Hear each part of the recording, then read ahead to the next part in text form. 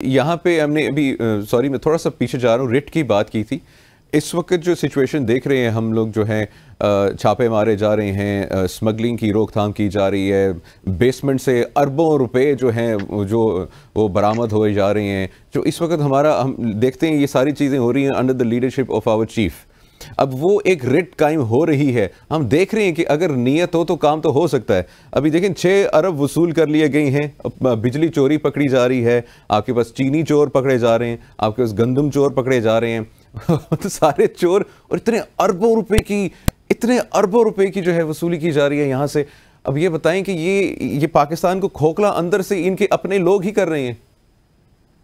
तो हम करने की क्या कोशिश कर रहे हैं? देखिए, हम तो सिर्फ ये कहने की कोशिश कर रहे हैं कि आई नो कि ये वर्ड क्रैकडाउन यूज हो रहा है। मैं तो कहता हूँ सिंपली ये कह रहे हैं कि एक लॉ ऑफ द लैंड है, उसको इन्फोर्स करने की कोशिश करें कि होर्डिंग करना, स्मगलिंग करना, इललेजिटिमेट कारोबार करना, इलीगल कारोबार करना, ये अगेंस्ट द लॉ है।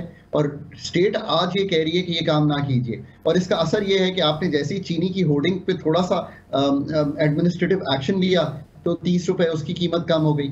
आपने डॉलर की होर्डिंग पे थोड़ा सा एक्शन लिया, और ग्रे मार्केट जो हमारी फैटफ में भी हमें अफेक्ट करती है उस पे एक्शन लिया तो 30 रुपए उसकी कीमत ओपन मार्केट में कम हो गई, और वो कारोबार जो है at least for the time being जो है वो डंप हो गया।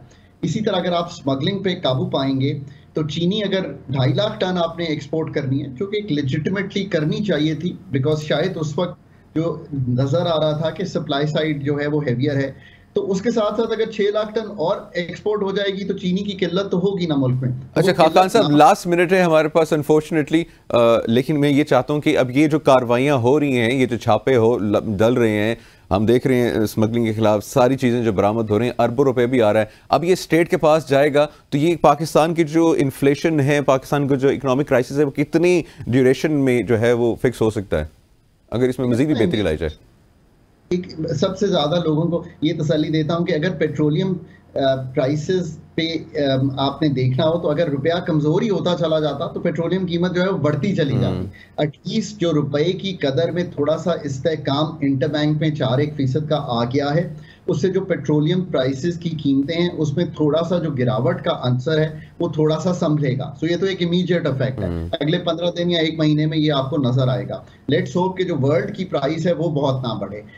एक ये बात, दूसरी बात है आपको चीनी में तो दिखाई दे रहा है ना, 200 की चीज 170 की हुई तो आपको इमीडिएट इम्पैक्ट दिखाई दे रहा है। पर अब ये परसिस्टेंटली स्टेट का मतलब सिर्फ एस्टैब्लिशमेंट नहीं है, चाहे उन्होंने इनिशियली लीड किया हो। लॉ एनफोर्समेंट एजेंसीज हमारे पास स्टेट में बहुत सी हैं, FIA है हमारी, IB है हमारी, अदर एजेंसीज हैं जो काम करती हैं, पुलिस है, इन सब को भी ये काम जो है इसको कंसिस्टेंटली रखना है, और हमने इनके हाथ स्ट्रेंथन करने हैं ताकि ये काम करें, ताकि रेट ऑफ द स्टेट दिखाई दे। अरबों रुपया कमाएं, लेजिटिमेट कारोबार से कमाएं, ABN की तरह का चैनल खोलें, कारोबार करें, रिटेल बनाएं, सुई बनाएं, चपली बनाएं, दुनिया को बेचें। But you know this illegitimate business is illegitimate, और इसको करने से हमारा legitimate business, Afghan transit trade पे हमने बात नहीं की, उस पर भी हमने एक अमल पाकिस्तान ने शुरू किया है, उसको भी आगे कैरी फॉरवर्ड करना चाहिए। पर ये इनिशियल स्टेजेस हैं चीज की, we have a long way to go to sort all this. इंशाल्लाह जी, मेरे ख्याल से खान साहब नियत तो पकड़ ली है, अब चीफ साहब लीड कर रहे हैं, और अब उम्मीद करते हैं कि जो बाकी जो इदारे हैं वो भी जो हैं